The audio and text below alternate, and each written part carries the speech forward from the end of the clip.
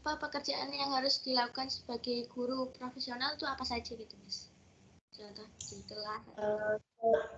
Oke, saya akan menjawab pertanyaannya. Untuk menjadi seorang guru yang profesional itu ada beberapa tugas atau pekerjaan yang harus diselesaikan oleh seorang guru. Yang pertama itu mendidik, yang kedua itu mengajar, dan yang ketiga itu melatih. Nah, yang dimaksud dengan mendidik itu yaitu mendidik itu berkaitan dengan karakter siswa, mendidik karakter siswa supaya siswa tersebut memiliki akhlak yang baik, perilaku yang baik. Nah, seperti itu. Kalau mendidik itu berkaitan dengan norma-norma seperti itu. Nah, kalau mengajar, yang kedua yaitu pekerjaan yang harus dilakukan seorang guru profesional itu mengajar. Nah, mengajar ini berkaitan dengan ilmu pengetahuan gitu. Seperti misalnya Miss Anis itu backgroundnya guru bahasa Inggris. Nah, berarti tugas yang harus Miss Anis kerjakan untuk siswanya yaitu salah satunya mengajar sesuai dengan backgroundnya Miss Anis. Jadi mengajar itu berkaitan dengan ilmu pengetahuan gitu yang harus disampaikan kepada siswa agar siswa tersebut mengerti dan paham apa yang disampaikan guru. Nah, yang ketiga itu melatih. Jadi selain kita mengajarkan cara berakhlak yang baik, berperilaku yang baik, bertingkah laku yang baik. Nah, kita juga mengajarkan ilmu pengetahuan dan juga melatih keterampilan anak tersebut. Nah, nggak mungkin kan kalau seorang guru itu hanya nerangin aja, siswanya hanya menerima dan mendengarkan materi apa yang disampaikan oleh guru. Nah, guru tersebut juga harus melakukan tugasnya yaitu melatih keterampilan siswa. Misalnya siswa ini bakatnya di mana ya, passionnya di mana ya, nah, seperti itu. Jadi melatih keterampilan, misalnya kalau dalam bahasa Inggris itu melatih misalnya speaking, nah seperti itu. Siswa tersebut harus bisa speaking, misalnya passionnya dia di speaking, oh berarti anak ini harus dilatih untuk speakingnya. Jadi kita harus mengetahui kemampuan masing-masing siswa, seperti itu. Jadi ada 3 ya tadi, mendidik, mengajar, dan melatih. Pendidikan yang dibutuhkan untuk menjadi seorang guru itu apa sih? Oh, oke. Pendidikan yang dibutuhkan oleh seorang guru itu menurut Miss Anis tergantung guru tersebut mengajar di jenjang pendidikan apa, misalnya seperti di PAUD. Nah, berarti guru tersebut jurusannya harus pendidikan PAUD. Nah, seperti itu. Kalau misalnya di jenjang SD sendiri seperti yang Miss Anis sedang lakukan sekarang yaitu mengajar di SD, itu biasanya untuk wali kelasnya itu biasanya mengambil jurusan PGSD.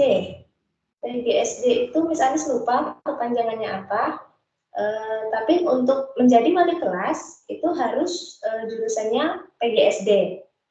Nah, kalau untuk mata pelajaran di SD misalnya contohnya kayak PAI, Pendidikan Agama Islam, Bahasa Inggris.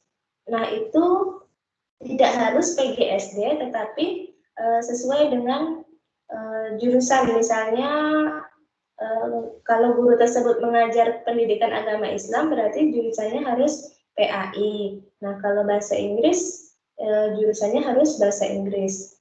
Terus kalau guru SD itu minimal S1. Setahu Miss Anis ya, minimal itu pendidikan terakhirnya S1.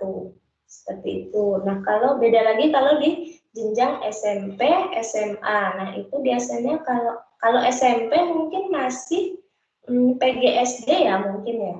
Kalau SMA itu sesuai dengan mapelnya. Jadi misalnya ada guru biologi. Nah, berarti jurusannya kalau mau ngajar biologi di SMA berarti jurusannya harus biologi. Nah, kalau mengajar bahasa Inggris jurusannya harus bahasa Inggris. Seperti itu kalau di SMA sesuai dengan mapel. Seperti itu yang Miss Anis tahu. Ya, selanjutnya menjadi seorang guru itu perlu pengalaman nggak, Miss? Menurut Miss Anis penting sekali untuk guru itu memiliki pengalaman karena jika seorang guru itu tidak memiliki pengalaman sebelumnya saat mau mengajar itu akan keteteran, akan kerepotan sekali untuk memulai masuk kelas, memulai mengajar, menyampaikan materi itu menurut saya sangat penting pengalaman itu dan harus memiliki pengalaman untuk mengajar. Jenjang karir yang bisa dicapai oleh seorang guru itu apa saja? Contohnya guru, kepala sekolah atau apa gitu. Gimana? Bisa diulangi lagi? Jenjang karir yang bisa dicapai oleh seorang guru. Kayak guru langsung kepala sekolah gitu-gitu loh, Miss. Itu gimana? Apakah bisa seorang guru langsung jadi kepala sekolah? Oh, seperti itu. Oke, untuk jenjang karir, guru bisa saja mengajukan untuk menjadi kepala sekolah dan tentunya itu ada syarat-syaratnya dan harus memenuhi syarat untuk menjadi kepala sekolah gitu. Nah, biasanya syarat-syaratnya itu minimal harus S1 yang sesuai dengan apa ya?